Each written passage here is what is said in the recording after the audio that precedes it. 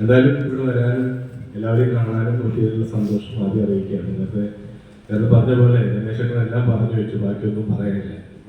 ഗിരീഷേട്ടൻ പറഞ്ഞ കാര്യത്തെ പറയാതെ പോയി കഴിഞ്ഞാൽ അതിപ്പോൾ ഒരു മോശമാവുന്നതുകൊണ്ടാണ്. നേരത്തെ പറഞ്ഞു പാലക്കാട് വെച്ച് നടന്ന +2 കലോത്സവത്തിന് വളർന്നു വന്നൊരു ഞങ്ങളുടെ കുട്ടിയുടെ അതിൽ ഇരിക്കുന്നുണ്ട്. ആ പാട്ട് കളക്ട് ചെയ്ത ആൾ, ശേഖരിച്ച ഒരാളും ഇവിടെ ഇരിക്കുന്നതാണ് ഈ വേദിയിൽ. അത് നമ്മൾ മറന്നു പോകുന്നതാണ് വലിയ കാര്യം. പല പാട്ടുകളും ശേഖരിക്കുക എന്നുള്ള ചെറിയ കാര്യമല്ല. നേരത്തെ നമ്മുടെ രമേശേട്ടൻ പറഞ്ഞു, പാട്ടുകൾ ശേഖരിക്കുക എന്നുള്ളത് ഒരു വലിയ കാര്യമാണ്. നമ്മുടെ ഉള്ള പാട്ടുകളെ, എഴുതപ്പെട്ട പാട്ടുകൾ വിരാജിക്കുമ്പോൾ നമ്മുടെ നാട്ടിൽ തന്നെ പാട്ടുകൾ ഉണ്ട്. ആ പാട്ടുകൾ ശേഖരിക്കാൻ നിങ്ങൾ മുന്നോട്ട് വരണം. ആ പാട്ടുകളെ നമ്മൾ കളക്ട് ചെയ്യണം. നമ്മൾ മുന്നോട്ട് കൊണ്ടുപോകേണ്ടത് നമ്മളാണ്. കാരണം ഞാൻ ഇപ്പോൾ ചെറിയൊരു കാര്യം കൂടി പറയും. നമ്മൾ കലയിൽ തുടങ്ങിയിട്ട് 25 വർഷമായിട്ട്. ഇപ്പൊ ഈ 25ാം വാർഷികത്തിൽ നമ്മൾ ആലോചിക്കുന്നത് എല്ലാ 25 സ്കൂളുകളെ കളക്ട് ചെയ്തുകൊണ്ട് 25 സ്കൂളുകളിൽ നാടൻപാട്ട് ശില്പശാലകൾ നടത്തണമെന്നാണ് ആലോചിക്കുന്നത്. സ്കൂളുകളിൽ പാട്ടുകൾ പ്രചരിപ്പിക്കുക എന്നതാണ് ഏറ്റവും പ്രധാനമായിട്ടും നമ്മൾ വേണ്ടത്. മത്സരരംഗത്ത് നമ്മൾ പരസ്പരം കണ്ടുമുട്ടുമ്പോൾ ചിരിക്കാൻ പറ്റാത്ത അവസ്ഥയിലേക്ക് നമ്മുടെ നാടൻപാട്ട് മത്സരങ്ങൾ മാറുന്നുണ്ട്. നമ്മൾ സങ്കടം നിങ്ങളോട് ബോധ്യപ്പെടുത്തുകയാണ്. പലപ്പോഴും നമ്മൾ അത്ര അടുത്തുനിന്ന ആൾക്കാർ പിന്നെ കാണുമ്പോൾ എന്തോ ഭയങ്കര ദേഷ്യത്തോടെ നോക്കുന്ന ഒരു കാര്യം. ഞാൻ മത്സരരംഗത്തിന്റെ അടുത്തുകൂടെ പോണ ആളാണ്. ഈ ജഡ്ജിന്റെ അപ്പുറം തന്നെ, ജഡ്ജിന്റെ ബാക്കിലായിട്ട് പിന്നെയും കുറെ പേപ്പർ എടുത്ത് വേറെ കുറെ ജഡ്ജിമാർ ഇരിക്കുന്നത് കാണും. ചിലപ്പോൾ എന്തിനാണ് ഈ ജഡ്ജി ചെയ്യുന്നത്? ഈ കുട്ടികൾക്ക് നിങ്ങൾ എന്താണ് പഠിപ്പിക്കുന്നത് എന്ന് വലിയൊരു പ്രശ്നമുണ്ട് കേട്ടോ. കാരണം ഈ പാട്ടിനെ പ്രചരിപ്പിക്കാൻ, ഈ പാട്ട് പറയുന്നതും ഈ അധ്വാനത്തിന്റെ അല്ലെങ്കിൽ ചേർത്ത് വെക്കുന്ന സംഘബോധത്തിന്റെ പാട്ടുകളാണ് നാടൻ പാട്ടുകൾ. അതിന് നമ്മൾ ഈ മത്സരത്തിലേക്ക് കൊണ്ടുവന്ന് പ്രശ്നമുണ്ടാക്കുന്നത് എന്നൊരു ചെറിയ ഒരു അഭ്യർത്ഥന മാത്രമാണ് ഒരു ചെറിയ നാടൻ പാട്ടുകളായി വെക്കാനുള്ളത്. ഞാൻ പറഞ്ഞ പാട്ട് ശേഖരിച്ചത്, ആ പാട്ട് വിശേഷം ഓർക്കുണ്ടോ അറിയില്ല. ലമ്മാദേവി ലമ്മാദേവി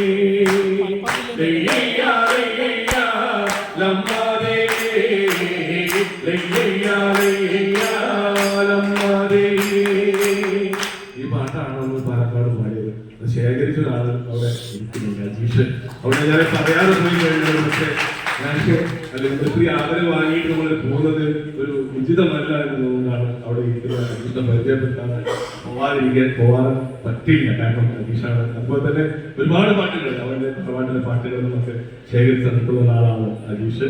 അതുപോലെ തന്നെ ഒരു മകന് ലോരമ്മയ്ക്ക് ഒരു മകള് പാലക്കപ്പറമ്പനോർ കുഞ്ഞിക്കോര ഓരപ്പന് ഒരു മകന് ലോരമ്മയ്ക്ക് മകള് പാലക്കപ്പറമ്പനോർ കുഞ്ഞിക്കോര. ആ പാട്ട് ശേഖരിച്ചതും അജീഷാണ്. അപ്പോ അങ്ങനെ ഒരാൾ നമ്മൾ മുന്നിലിരിക്കുന്നത്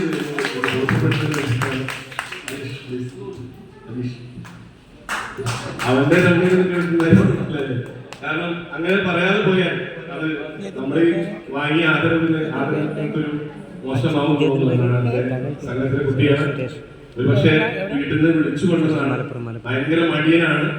കാരണം ആദ്യമായിട്ട് ചെണ്ട കൊട്ടാൻ പോലും മടിയുള്ള ആ കാലത്ത് പിടിച്ചു കൊണ്ടുവന്നിട്ട് ചെണ്ട കൊട്ടിച്ചാണ് അജീഷിനെ. അപ്പോ അങ്ങനെ ഒരു 20 പേര് കൂടെ ഉണ്ട് എന്നുള്ളതാണ് ഏറ്റവും വലിയ കാര്യം. എല്ലാ സംഘങ്ങളും ആലോചിക്കേണ്ടത് ആദ്യം നമ്മുടെ സംഘത്തെ ചേർത്ത് പിടിക്കാൻ വേണ്ടി ശ്രമിക്കുക. സംഘബോധമൊക്കെ ഉണ്ടാവും. നമുക്കുള്ള കുട്ടികളെ എല്ലാവരും ചേർത്ത് പിടിച്ചുകൊണ്ട് ഈ പ്രചാരണത്തിൽ, നമ്മുടെ ഈ നാടൻപാട്ട് പ്രചരണത്തിൽ എല്ലാവരും കൂട്ടാളികളായി നിന്നുകൊണ്ട് മുന്നോട്ട് പോകാൻ പറ്റണം. എന്തായാലും ഈ ഒരു സംഘടിപ്പിച്ചതിന് എങ്ങനെയാണ് നന്ദി പറയേണ്ടതെന്ന് അറിയില്ല. ഗോത്ര ഈ ചേർത്ത് വെപ്പാണ് നമുക്ക് വേണ്ടത്. മത്സരങ്ങൾക്കപ്പുറത്ത് ഇതുപോലെ ചേർന്നിരിപ്പുകളും ചേർത്ത് വെപ്പുകളും ഉണ്ടാവട്ടെ എന്ന് ആത്മാർത്ഥമായിട്ട് ആഗ്രഹിക്കുന്നു. തന്ന ഈ ഒരു എന്താ പറയുക ആദരവിന് എന്റെ കനലിന്റെ ഇവിടെ ഇരിക്കുന്ന എല്ലാ സംഘങ്ങളുടെയും പേരിൽ എല്ലാവർക്കും വേണ്ടിയിട്ട് നന്ദി രേഖപ്പെടുത്തിക്കുക. നന്ദി എന്നൊരൊറ്റ വാക്കിൽ പേരില്ല. പക്ഷെ ഈ പേര് പോലും ഭയങ്കര അതിമനോഹരമായിട്ടുള്ള മണ്ണ്, അതിനപ്പുറത്ത് ഒരു പേരില്ല. മണ്ണിനെ മറന്നവരോട് ഉള്ള ഒരു ചോദ്യമായിട്ട് കൂടി ഈ ഒരു വേദി മാറട്ടെ. മണ്ണിനെ മറന്നവരോട്. എന്റെ പ്രിയ സുഹൃത്തിന്റെ ഒരു കവിതയുണ്ട്, മണ്ണിനെ മറന്നവരോട് എന്നാണ് ആ കവിതയുടെ പേര് തന്നെ.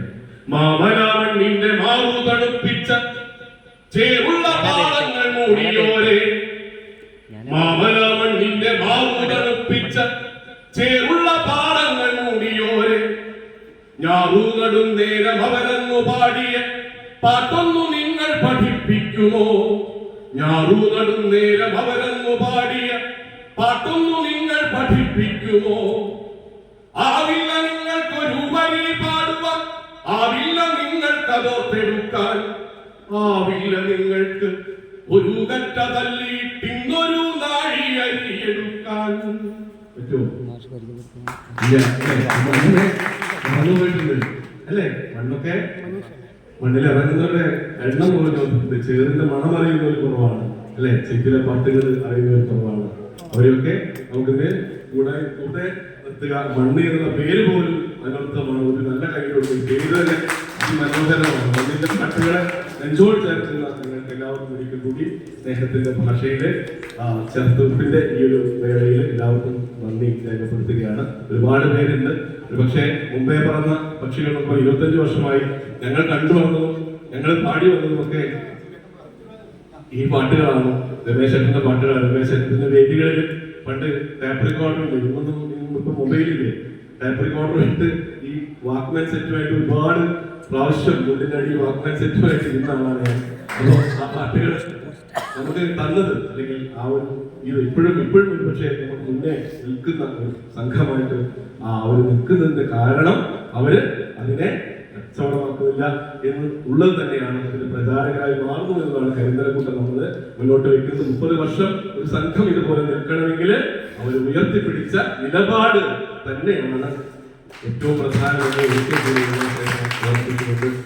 എല്ലാ കൂട്ടാളികൾക്കും സ്നേഹത്തിന്റെ ഭാഷയിൽ നന്ദി രേഖപ്പെടുന്നു. ഇതുപോലെ ഒരു പ്രഭാതം തന്നതിനുള്ള നന്ദി രേഖപ്പെടുന്നു. നന്ദി. നല്ല നമസ്കാരം. അജീഷ്. എല്ലാവർക്കും